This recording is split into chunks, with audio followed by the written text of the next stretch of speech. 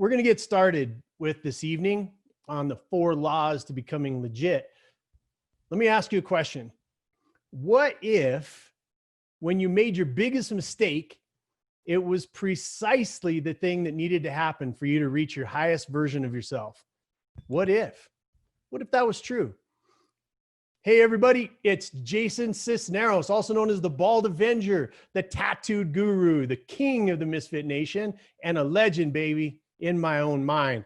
I'm the chairman of Anton J Global, the world-renowned consulting company that helps good people make more money, get more time so they can do more good. Welcome to the Bald Avenger Show, where we discuss hard things, big ideas. What else do we discuss?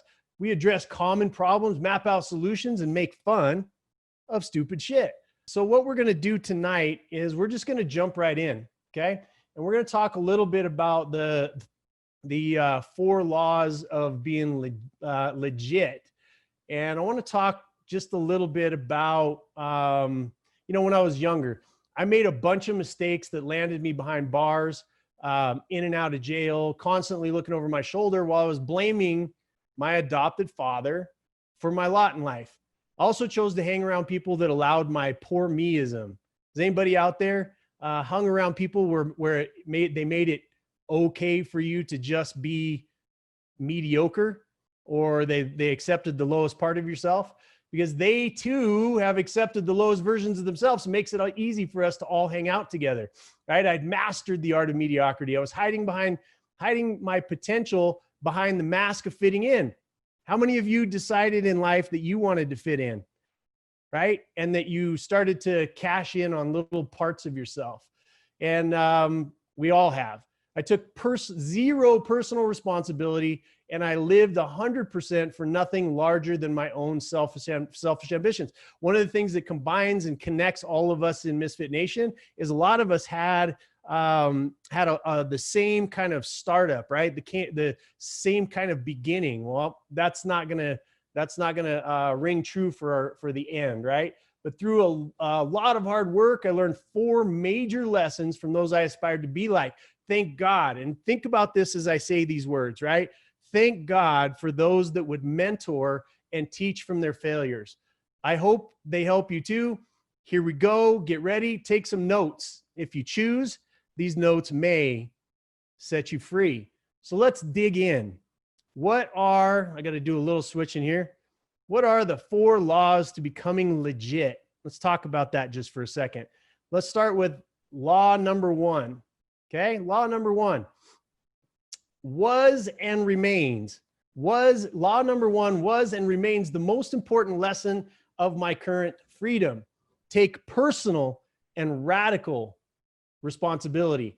Until I was able to own my own actions that placed me in jail, lying to those closest to me, drinking, you guys know the story, cheating, basically being a douchebag, right?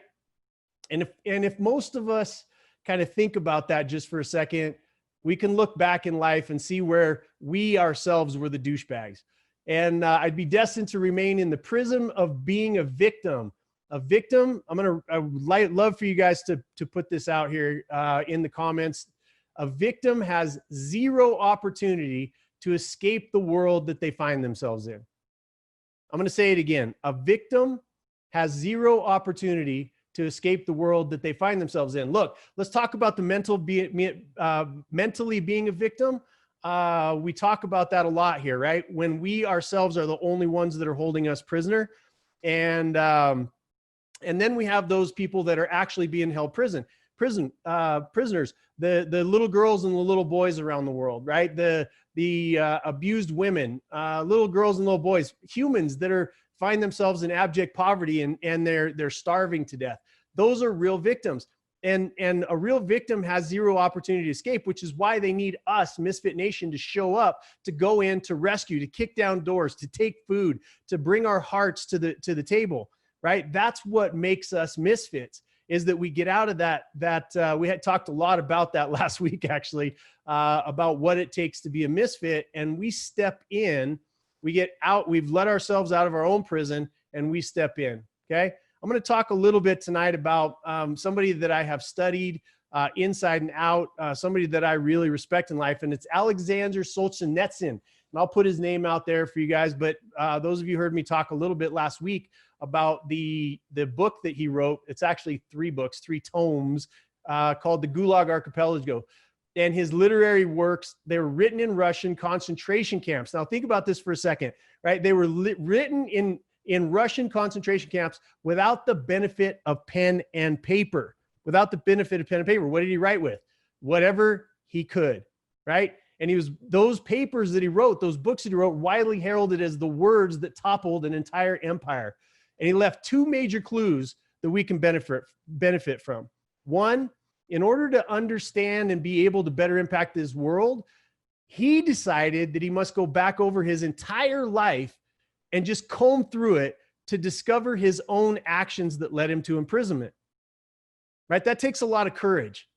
That takes a lot of courage. Now think about that. If you were to go back from the beginning of your life, and you were to just go and comb through every single decision that you've made, every person you decided to hang out with, every piece of food that you decided to put in your mouth, every decision you made, every coarse word, every bad decision, all of the things that led, and you poured through it, and you got to a place in your life, it brings you to a spot, right? And just like him, he believed that until he took radical responsibility for his own actions, he would have 0 power to impact his present, much less his future. He somehow knew what escapes most modern citizens, that if he could not manage his own responsibility, he could not blame or influence anybody else to change theirs. It's such a powerful thought as we sit back and we think about our own lives, right? He believed that until we took radical responsibility for our own actions, now he was talking to himself, right? These books were basically letters to himself to say, here is all of the things that I've done wrong that has led to this thing called Hitler being in power, Stalin being in power, to himself being imprisoned for, I believe it was 8 years, right? 8 years he was imprisoned in a Russian gulag. And he took personal responsibility. So I want you just to stop and think for 2 seconds. Where have you participated in your own current setting, right? Those things that we complain about, we don't have enough money, we're out of shape, we're sad, we don't have the right spouse, we have the wrong spouse, we're single, we're whatever, all those things that we complain about. What if we took radical personal responsibility and went back and just said, all of those things led me to today. I take personal responsibility as of right now. And from now on, I'm going to own that, right? Now let's take it a step further, because this was one of the most fascinating things that I found about is the Gulag Archipelago series of books, was the most fascinating perspective of the massive amount of content that was produced by this man. And we're talking about a ton. It would fill a small room with how much this guy wrote over the course of his life. The idea beyond owning all past and present actions, that we could project ourselves forward into the future and own the horrors of our own potential behaviors. Think about that, right? When we think about taking personal responsibility, we think about, okay, I'm going to go back. I'm going to own that relationship that I was in. I'm going to own the fact that I'm a few pounds overweight. I'm going to own the fact that I'm broke because I didn't choose to educate myself. I didn't choose to bring other things into my life. And we go, okay, I'm going to take responsibility for that. Now you project that in the future and you say, every moment of every day, what I'm going to do is I'm going to take personal responsibility for my actions, for my words, for the things that I'm thinking. And you take responsibility for the past. You take responsibility over the present. Now, mastery of this situation is exactly what he did. He projected himself forward, right? Let me say it again. We can and should project ourselves into the future and own the horrors of our potential behaviors. A little bit of eeriness about the time that we happen to find ourselves in the world of COVID-19. And we find, our civil liberties being tapped on. We We have people that would tell on their neighbors. We have people that, again, there's this meme out there. And I think that one of my buddies posted it today, where there's a circle that takes it seriously. There's a person that is worried about our civil liberties. And there's a person that is worried about all of the poverty that's happening, the depression level unemployment, right? They're worried about it. And right in the middle is me. I am worried. I'm worried about it, and I'm thinking about it, and taking my ownership of my role in it, past, present, and I'm projecting myself into the future to say, what if we just all rolled over and gave that power to our current politicians? What would happen, right? And he believed that we all have, and this is going to be a little bit hard for us to hear. So I want you just to kind of sit back and feel this for just a second. Because he believed, and he said in one of his most famous speeches, he said he believed that we all have the potential to behave as a Hitler or a Stalin, given the circumstances to do so. Sit with that for just a couple of seconds, right? Do I have the guts to say that I would behave as a Hitler or a Stalin if I was put in Stalin or Hitler's shoes at the time, given the same circumstances, how they were raised, all the decisions that led them to that, the disappointments, the power, as it started to come to them? As I sat with that, and I was on a pond, walking around a pond in Fort Scott, Kansas, and I sat down and I said, I don't like this. Right? I don't want to project myself forward. I don't want to think that I could behave as a Hitler or Stalin. I want to believe the best of myself. I want to believe that I would act magnanimously. And his words hit me. Solzhenitsyn's words hit me. Unless we believe that we could behave in that fashion, how would you change it if you got into that position? So he's saying, project yourself forward. Here's the master tool, right? You project yourself forward into you being in a place where you could be a dictator. And then you go about changing the circumstances that would lead up to it. Okay. I know this is a little bit deep, but stay with me, because this is very, very important if you get it. Taking responsibility for stuff in the past, most of us do it half-heartedly. We go, yeah, that was probably my fault, but we don't go through the work that we talked about last week of making it right and forgiving ourselves and using it for good, that kind of thing. And then in the future, or in the present, that's where most of our personal responsibility, that's where we have all the power, is to make sure that we're making those decisions that will lead to our specific outcome, which I hope you've set. If you don't have a specific outcome, how do you know where you're going? How can you take personal responsibility? How can you take steps to get there? Right? So let's talk. And then if you get to that place and then you project yourself forward, what's the worst version of Jason Sisneros? What would be that worst version? And then go, okay, that is a possibility, right? That is a possibility for me to be there. Now, what would be the steps that I could take to make sure that I'm living a life that would avoid the dark version of Jason Sisneros? What are those steps? And if we have the opportunity to project forward and interrupt those behaviors before they materialize, now we have taken personal and radical ownership of our lives, right? So let me go over here. I'm going to just pop that up on the screen, just so you have it. You could take a little snapshot of it. We can and should project ourselves into the future and own the horrors of our own potential behavior. How many pitfalls? Like, go back in your life 10 years, right? Go back in your life 10 years and project yourself. If you could have projected yourself to where you are right now, what could you have avoided? Think about that deeply. Okay. Come back to this slide. Come back to this. Go watch it on replay, right? Think about that for a second. Go back in time 10 years.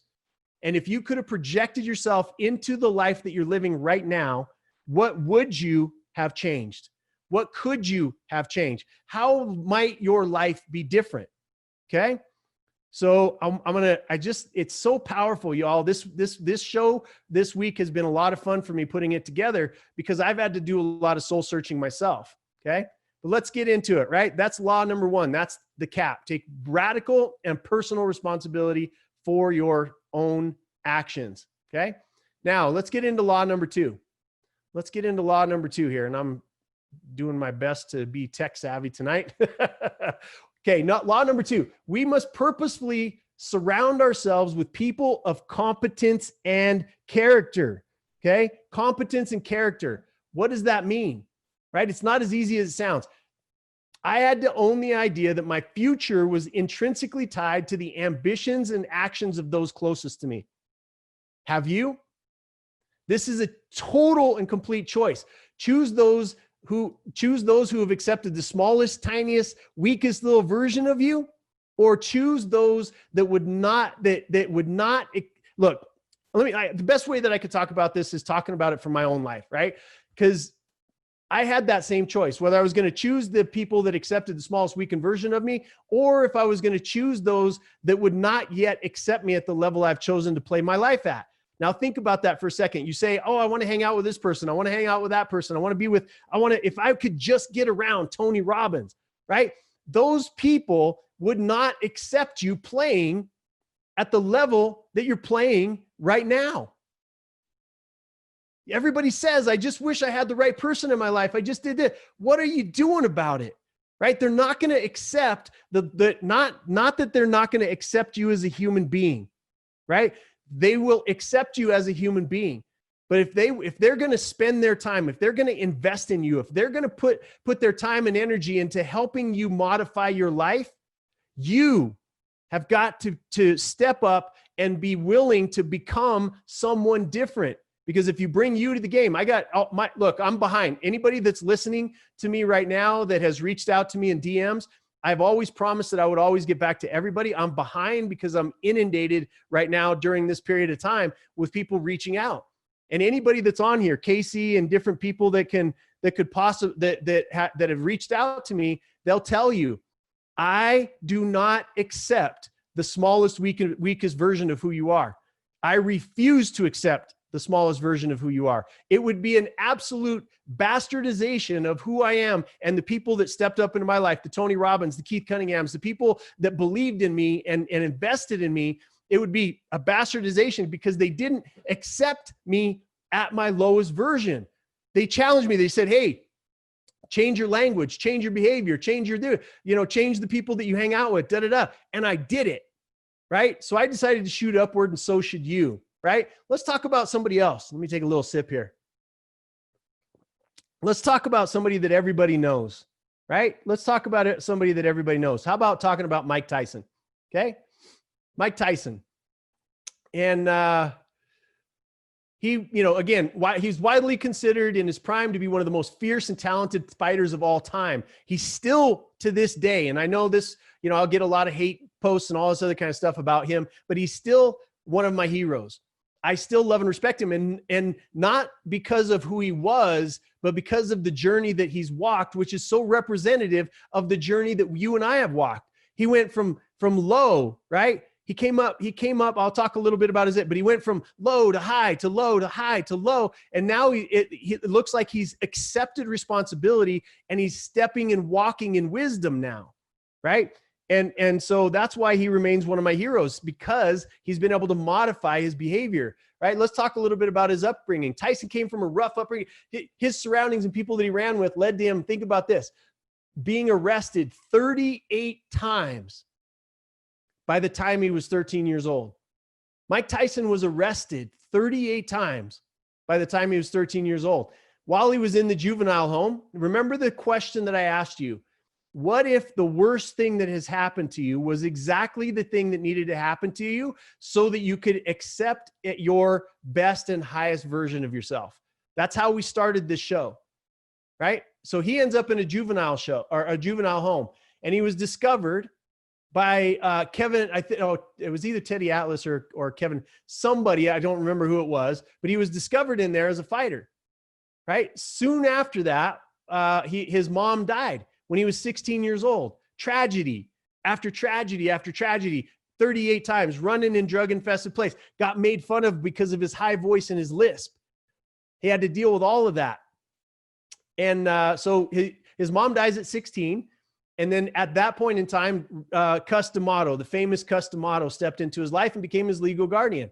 That phase of his life put him in the company of strict disciplinarians like Cus, Teddy Atlas, Kevin Rooney. They demanded of Mike his highest and best good.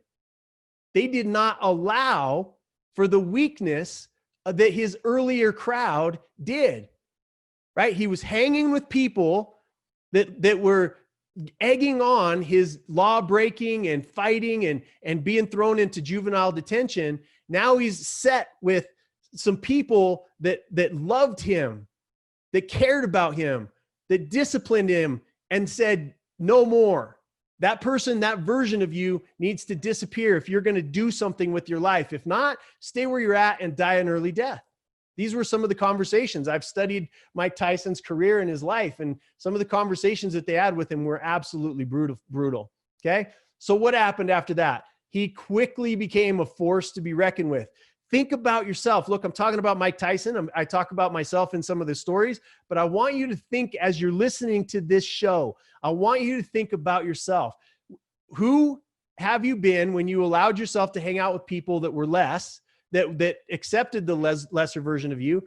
And then those people that have demanded more of you, that made you feel uncomfortable, but expected discipline. They demonstrated it in their own lives. What happened? What happened in your own life? I know what happened. We've all had ups and downs, and this is a major piece of it, is who we decided to hang out with, okay? So he quickly became a force to be reckoned with. At age 18, Tyson became a professional fighter. He won 26 of his first 28 fights by knockout, y'all, at between 18 and 19 years old, right? And he became the youngest champion in history. By 21, Mike Tyson became the first heavyweight in history to hold all the titles in the game. This is what was accomplished when he surrounded himself with people who did not accept his weaker side. They demanded more of him, disciplined him, okay? Why such a big payoff?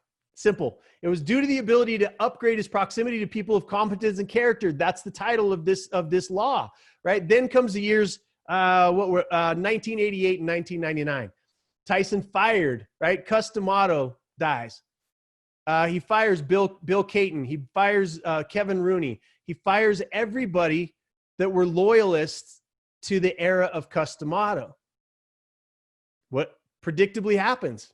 What do you think predictably happens, right?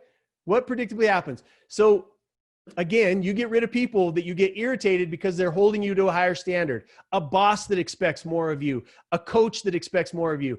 A spouse that expects more of you, a best friend that expects more of you.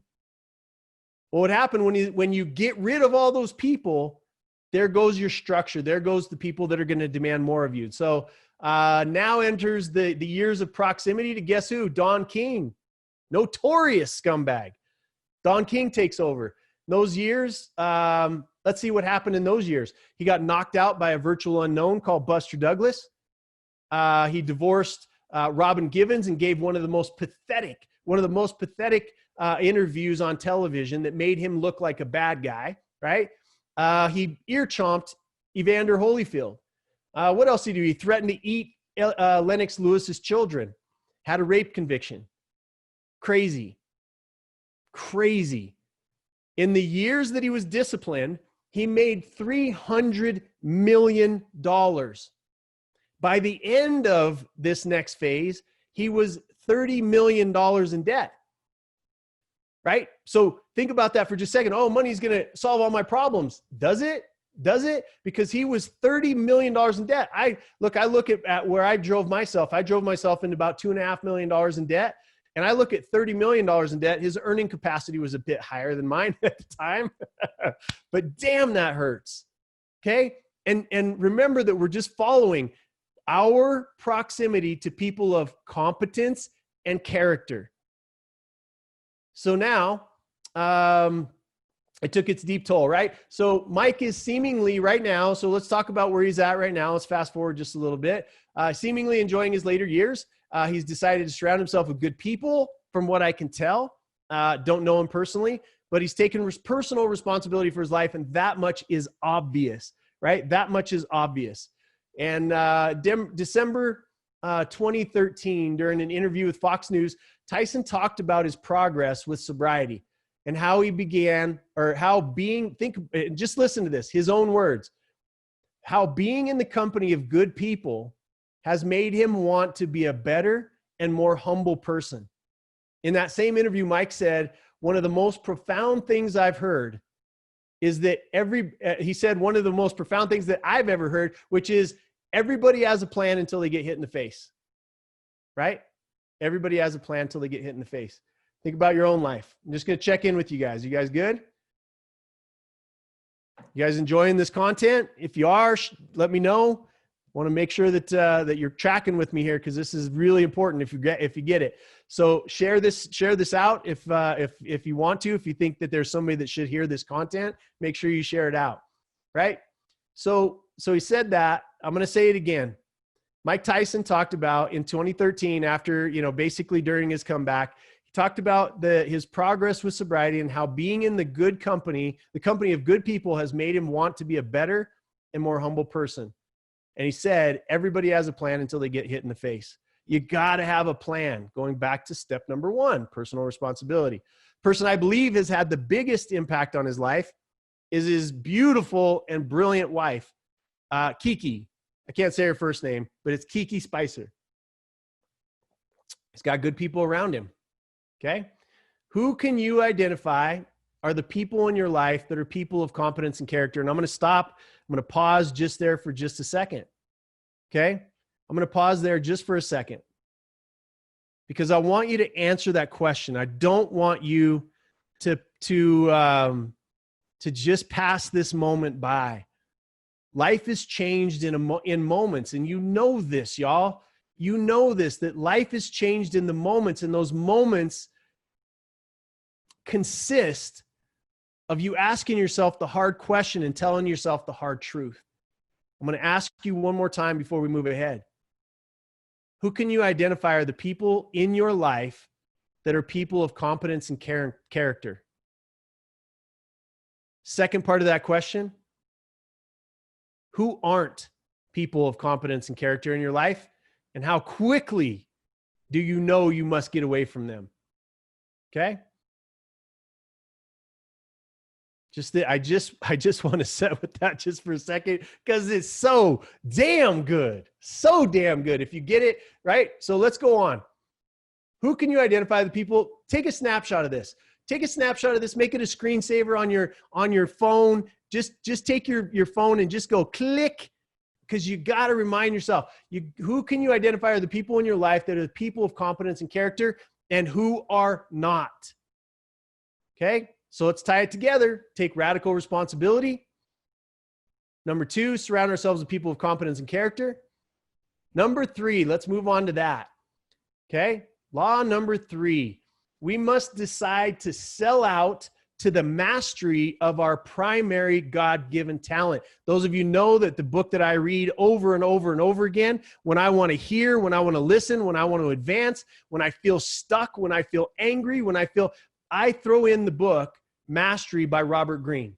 Okay, so this is one of my favorite subjects. But we got to talk about selling out to the mastery of your primary God-given talent. The greatest impediment to our creativity is impatience. We want to hurry up the process, express something, and make a splash. What happens when we do not master the basics? I'll tell you what happens. What happens when we do not master the basics is we have no real vocabulary at our disposal. And we've talked about this many, many, many, many times.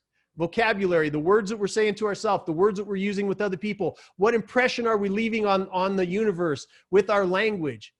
Okay, this is a quote directly from the book Mastery. The greatest impediment to our creativity is our impatience.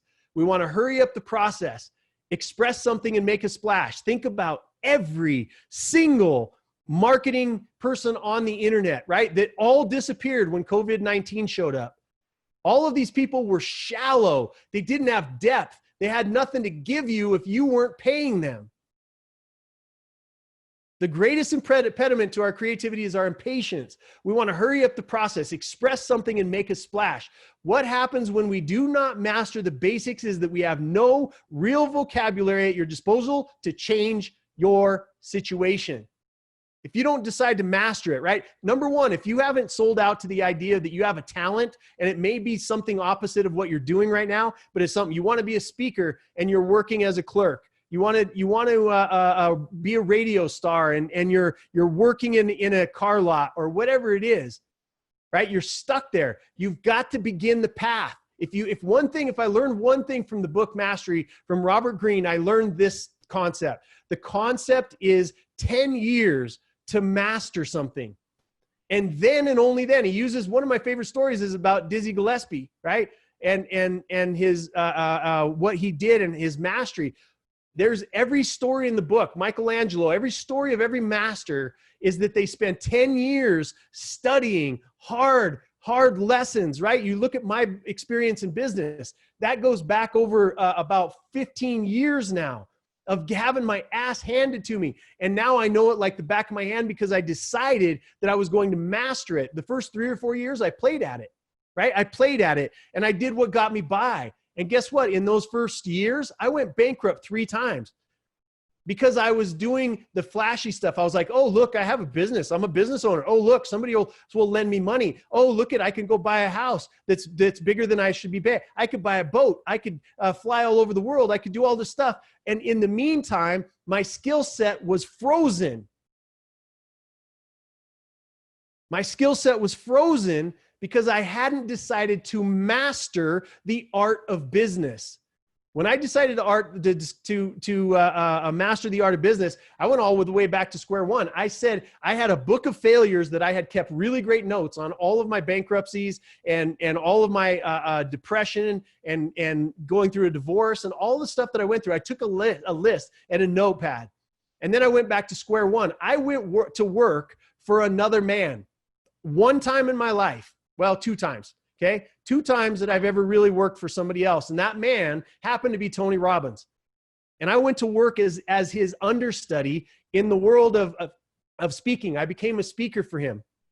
And while I was doing that, I interviewed business owner after business owner after business owner after business owner so that I could get the mastery of it. I put myself all the way. Jason, you had a huge house, you had boats, you had this, you've done all that, and yet you're working for Tony Robbins and you're basically telling business owners that you'll take out their trash if they'll spend 5 minutes with you to tell you how they do it and how they've stayed in business for longer than 5 years. Yes, life humbled my ass, y'all. It humbled my ass. And it did it the only way that Jason Sisneros can be humbled, by taking everything from me because of my own decisions.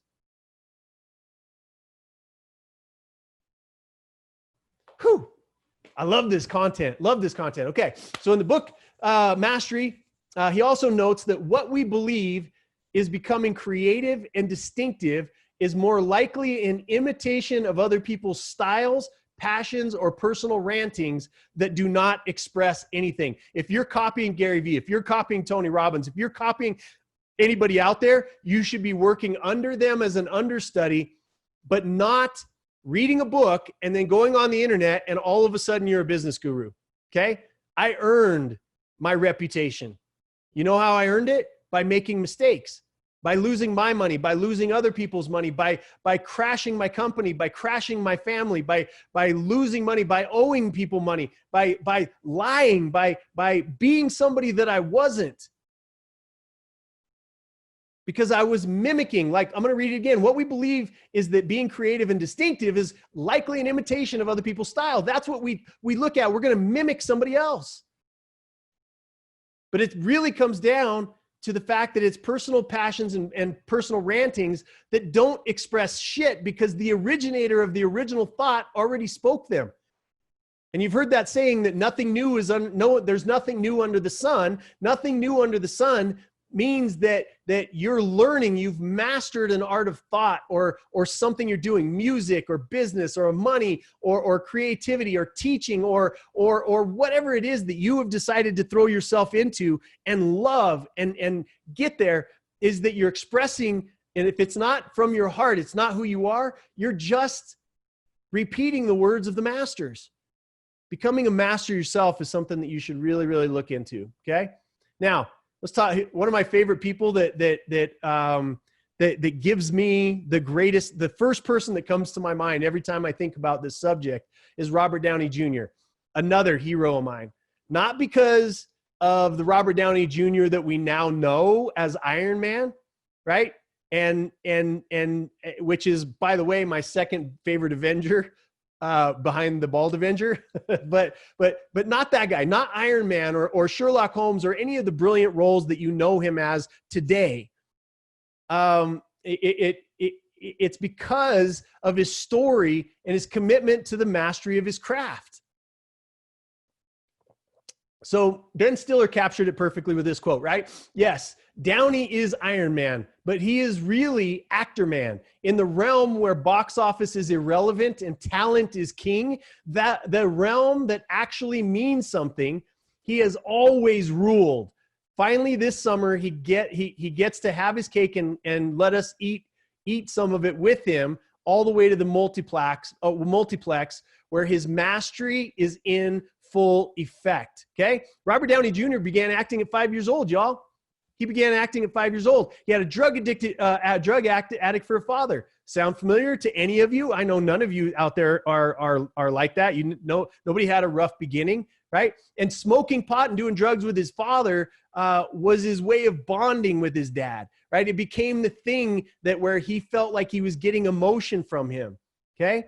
And even still, he was still sold out to the idea that he was going to be somebody who could tell stories through his art.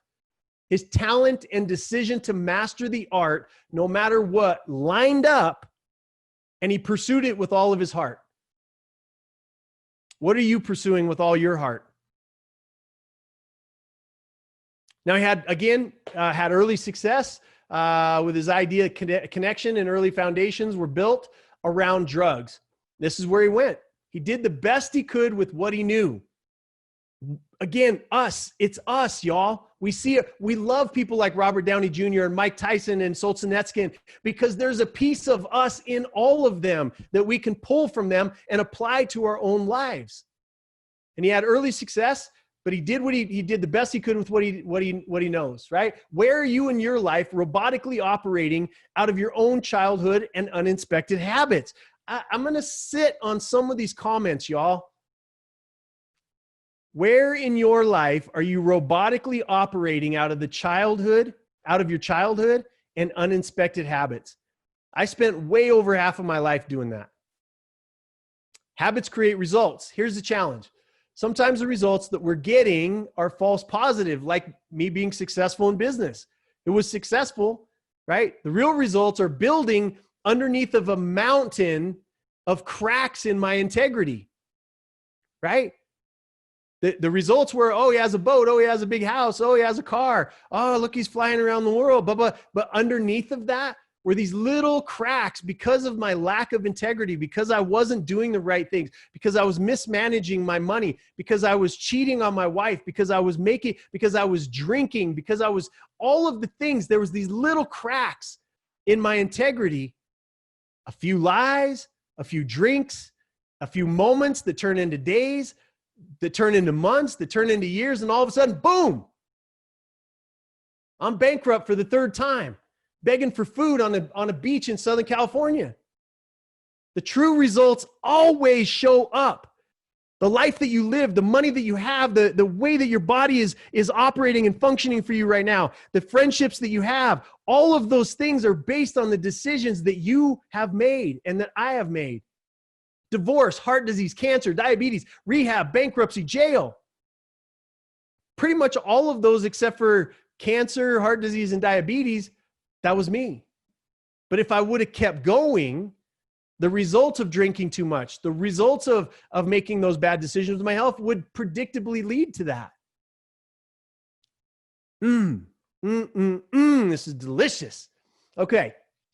So Robert Downey Jr., no different than the rest of us. Between 96 and 2001, it caught up to him and his life fell apart. You can all go back. You can read the history. You know what happened. He ended up in jail, right? Ended up in jail. Now, The one thing that stayed consistent for Robert Downey Jr. was he stayed true to his primary and God-given talent. Mastering his craft was non-negotiable. What's non-negotiable for you? What do you believe for yourself? He began his comeback in 2001, and he hasn't looked back since. Most people quit at the first whiff of adversity because they haven't taken the first step.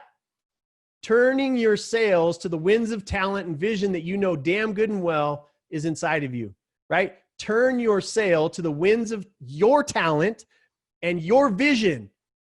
Those of you that don't, you know what your talent is, you know what you love to do, you know what you're good at. A lot of you that are struggling because you don't have a vision. You want somebody else to tell you what to do. You want somebody else to inspire you to become something. Build your own vision. It can change.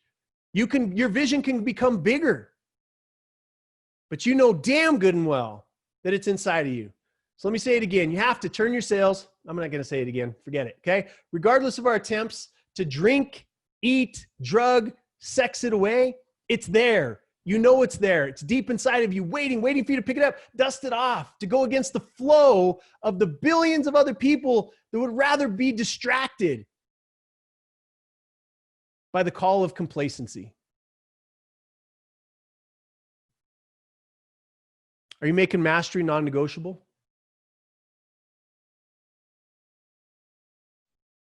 I hope you write that question down.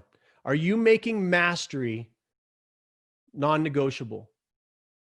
And I would like for you not to just say yes.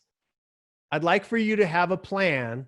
If you say yes, the next most important question is how.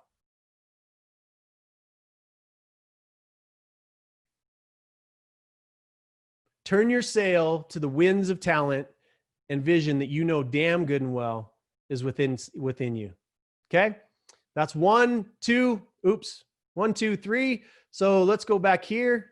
I'm messing with the wrong controls. You guys got me so excited. It got me so excited. Law 1, we said take radical and personal responsibility. Law number 2, we said surround ourselves with people of competence and character.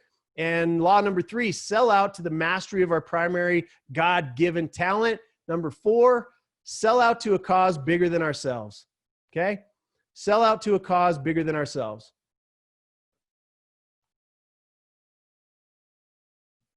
Y'all know where this is going to go. So I'm taking a little bit of a deep breath here. Law number 4. Okay. Law number 1, take radical personal responsibility. Number 2, surround ourselves with people of competence and character. Number 3, sell out to the mastery of our primary God-given talent. Law number 4. And the one that saved my life, the one that continues to save my life and the lives of so many others, the one I can attribute almost all of my constant joy to. Had a conversation with somebody the other day, and they said, Jason, I never see you unhappy. I have 2 states, okay? Super happy or sacred rage. Okay? Those are really that's my crazy 8. Sacred rage means that I love somebody so much that I'm going to go kick down a door. I'll go into the depths of hell and I will pull them out in whatever way I can. I'll send $100 to somebody that needs it. I'll pay somebody's rent. I will do what it takes because I'm in sacred rage. I will get up on a stage and I will do silly crap to move people out of their complacency. I'll kick them in the ass. I will do what's necessary. I will put at risk lifelong conversation or lifelong relationships for what I believe is right. Sacred rage and joy are where I live my life. And I'm even happy in sacred rage. If you want to see me really happy, see me out with Pastor Rudy when we're going out to rescue a little girl. You want to see me fired up? If somebody comes across my path, at the end of the day, I'm not going to be nice to them, but I'm going to be happy doing it because I know that we're changing a little girl or a little boy's life. I know the parents. I've seen the parents on the other end when we connect them back when they've been taken. I know the look on a little girl or a little boy's face when they have the first meal that they've had in a couple days. I know the look on a woman's face when she had her teeth knocked out by somebody that was supposed to love her, called her husband or her boyfriend, and she gets new teeth because a dentist decided to give them to her. It's saved my life, y'all. It's completely changed who I am. It's given me a new identity. Those people that knew me 10 years ago, 15 years ago, they knew a version of me that I killed. These skulls, you guys know it. I talk about it almost every show. These skulls are a constant reminder for me to die to the me of yesterday and leave behind anything that would cause suffering and embrace my sacred rage, to go out there and to ease suffering in the world, to embrace my joy, that I might be the smile that keeps somebody from pulling the trigger up against their head, that I might be the person, the decision, the dollar that I give out might be the decision between somebody living and dying. That's the space that I want to live in. Because of this one art, because of this one law called selling out to a cause bigger than ourselves. Write it down.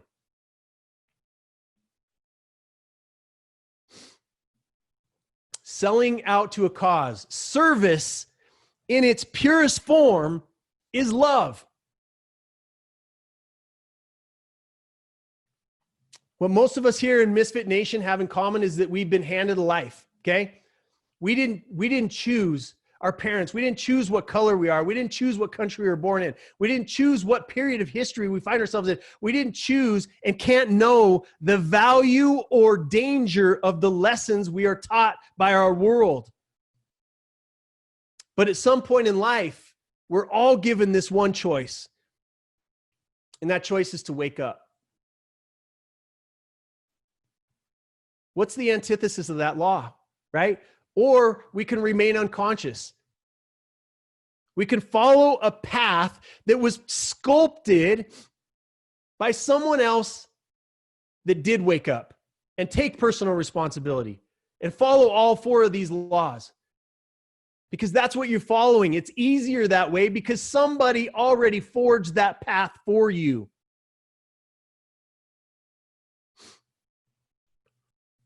Your wake-up calls, when do they show up? Our wake-up calls show up most often in trauma, in tragedy, failure, bankruptcy, divorce, cheating or being cheated on, financial destruction, something that happened to your health. It shows up in the form of trauma, tragedy, and failure. In many cases, there's a lot of people on the other side of that waiting to tell you, don't try that again. I got you. Follow my path instead of your own.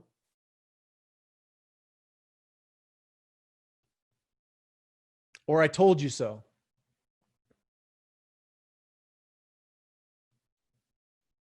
Or hang out with me because I quit and so should you.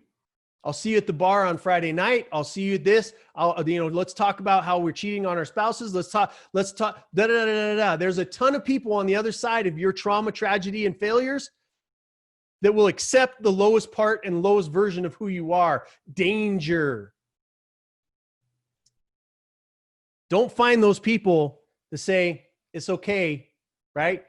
Take your time, recover. Like if you need to be rescued, there's all that kind of stuff. I'm not talking about that here. I'm saying if you're on the other side of a tragedy, if it's not happening to you this instant, this moment, you are on the other side of it and choosing to stay in it, and who you've surrounded yourself with is important. Okay? The moment that you cannot ignore shows up. You know exactly what I mean. If we somehow survive that moment, now we have to choose to exercise our free will or continue in the same loop, leaving yourself questioning, now what? It's a very powerful question. On the other side of that trauma, tragedy, failure, there's a question of now what?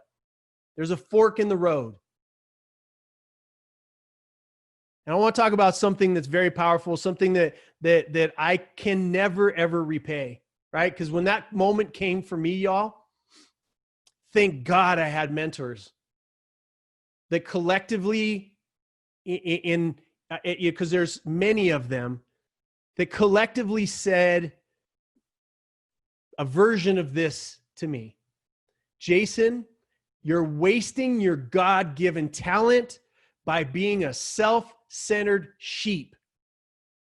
You're going to live a life of discipline, chasing your own vision, or you're going to die with regret because you never had the guts to change your behavior. Every single one of my most important mentors has said a version of that to me. Jason, you're wasting your God-given talent by being a self-centered sheep. You're going to live a life of discipline, chasing your own vision, or you're going to die with regret because you never had the guts to change your own behavior. You'll never have been anything but a warning. I specifically remember that coming out of Tony Robbins' mouth.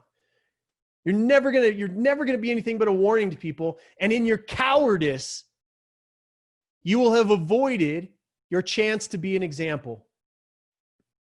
Service to others is a life worth living, Jason. Service to self always comes up empty. A version of that came from everybody that I love, that I respect, that to this day remains my family. It was a gut punch, but every once in a while we need a gut punch, don't we? It's exactly what I needed. I sold out, y'all. I went all in. Anybody that's known me for longer than 10 years knows when the switch happened, because it was night and day, baby. Night and day. I want you to think about this for just a second, because this is where I'm at. Every single action I take because of law number 4 is tied to the legacy and the line that I want on my headstone. I've already written it, y'all. I've already written it. Now all I got to do is live up to it. Here lies a man who eased suffering, loved deeply, had a great fucking time while he did it, and his children are proud. That's my headstone, y'all. And I work every day. I didn't in the past. And those, every so often somebody comes out of my past and goes, Jason, oh my God, you did this and you did that and you did this, expecting me to be stuck in the person that I was, expecting me to be stuck in the version of me that was a douchebag. They're right. The person that they knew back then was that person. But by God, I'm not that person anymore. Now I'm living up to earn the right to have a headstone over my head, which on my body's not going to be. I'm going to be cremated and spread out all over my favorite places, but there'll be a headstone where part of me will be, so that my loved ones can come and see me. And 200 years down the road, when people are looking back through history and they look up Jason Sisneros' name, they will have a tombstone to go to, and it will say, here lies a man who eased suffering, loved deeply, had a great fucking time while he did it, and his children are proud.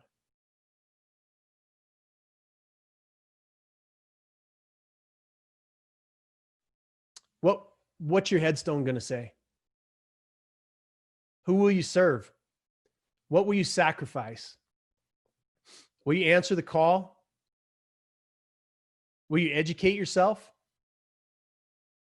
to improve, to change your activities that so long have delivered you the life you long to change? It's hard work going against the trend of the convenient. It's lonely sometimes, y'all. Lonely. But that's kind of why I built a home for misfits. Why I built training systems that, for those that want more money, more time to serve, it helps them do that. It's why I'll be side by side with Pastor Rudy whenever he calls. When there's a little boy or a little girl that's gone missing, I'll be there. When Kat Dawn says we need rent for an abused mom, or AJ says we got a village in Africa that's starving, or when anybody needs the help that I have the capacity to deliver, I'll be there.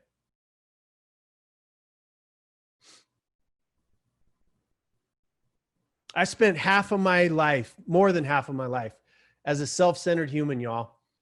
I spent years as a bad guy. I may never make up for all of my mistakes. I may never make up for all my mistakes. But I'm going to make you this promise. I've made my children this promise. I've made all of my loved ones this promise, that I'm never going to stop serving until my last breath. I'm addicted to easing suffering.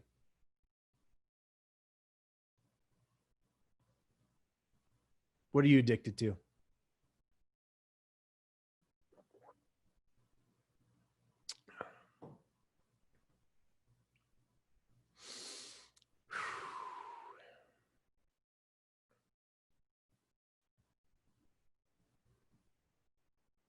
What are you addicted to?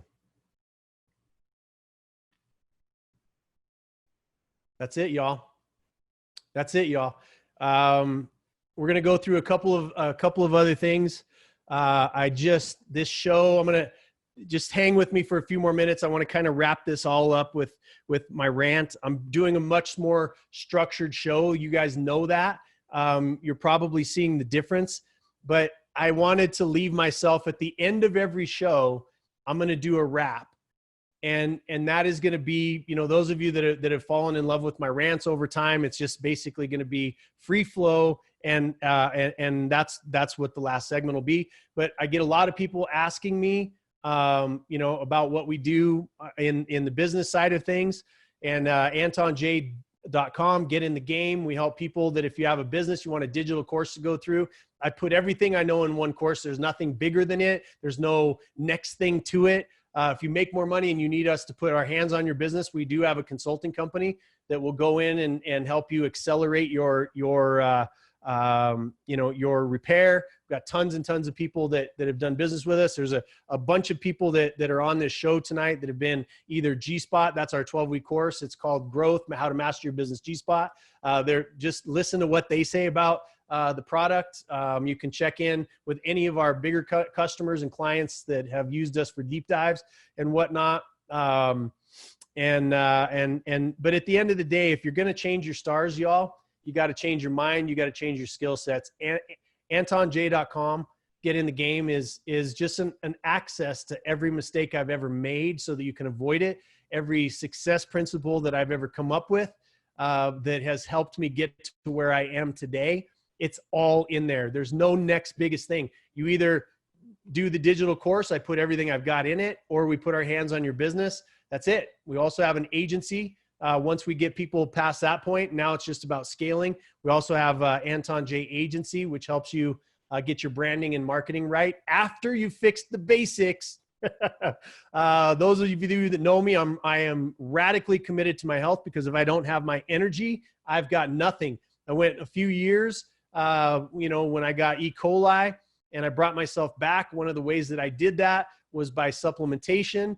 I put the smartest people that I knew in a room, and I said, here's a product that really helps. You guys can go there and look at it. If you wait until tomorrow, there'll be a video that really explains what Tommy Gun is. It's a true colloidal, and both silver and gold in it.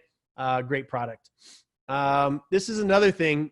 Those people it's interesting what this pandemic did. People were trying to figure out how to make money from home. This is a product that I've taken for a while.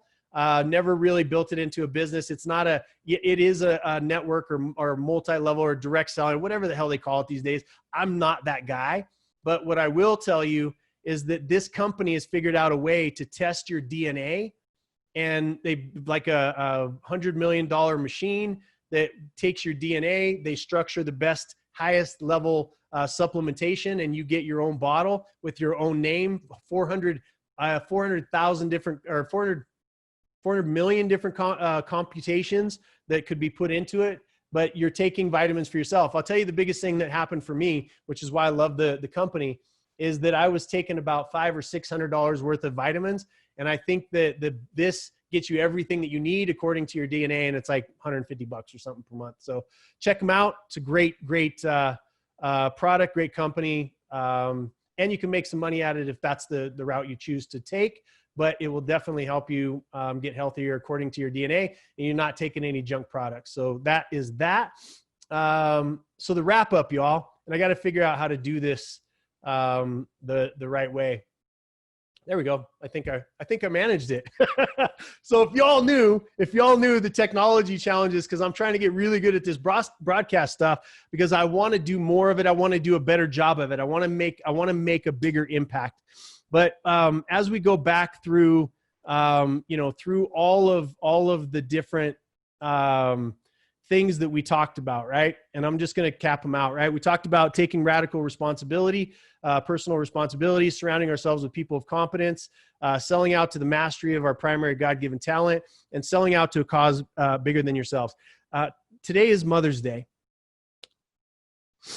And, oh man, my mother, the wrap of all of this, that show that you just watched, okay?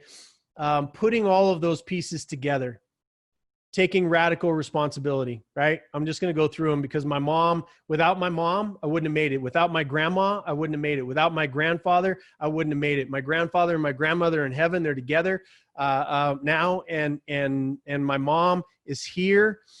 And I watched this woman, y'all. I watched this woman be thrown downstairs. I watched her get punched in the face.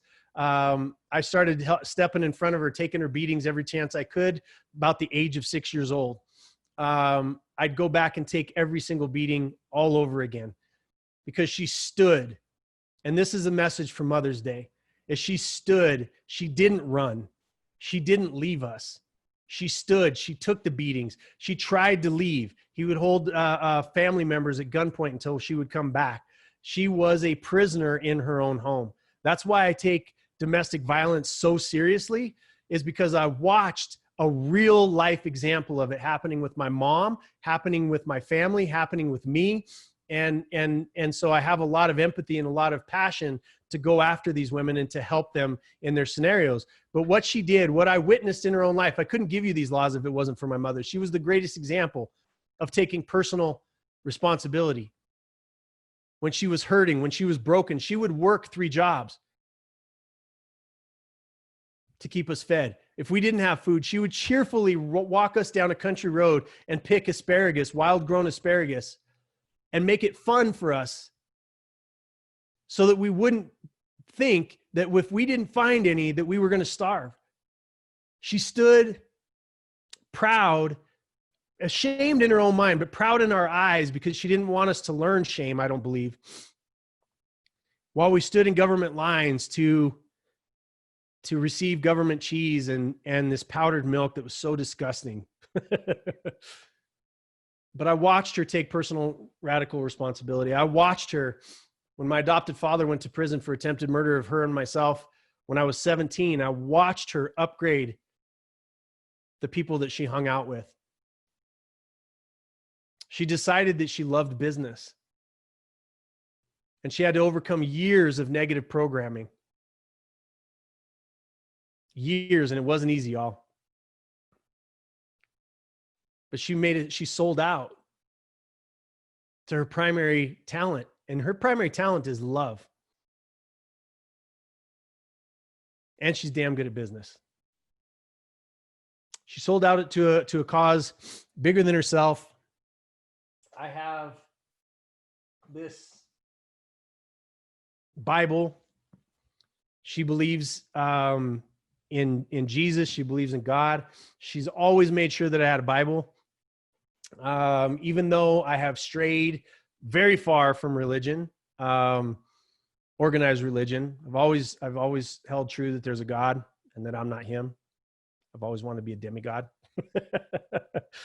But she sold out to a cause bigger than herself, and that was to love her kids enough to make sure that we had a chance, to make sure that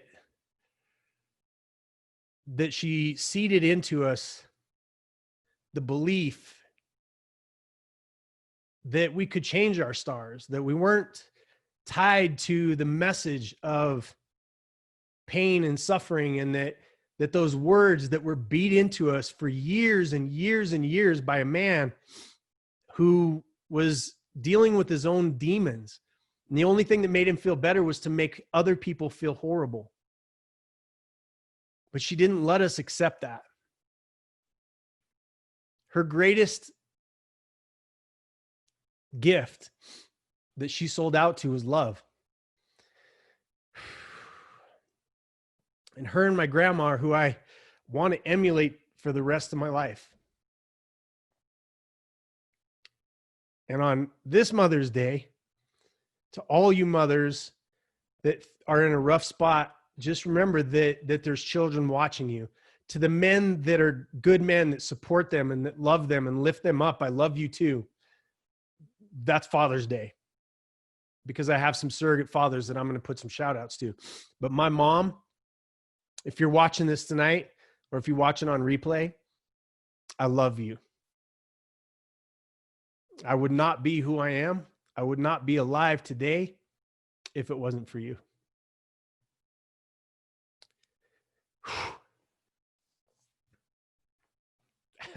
Thank you, Misfit Nation. I love you all. Take these lessons, go love up on each other, get better every single day. Let's get out there and ease suffering. Let's let love be our legacy. I love you very, very much.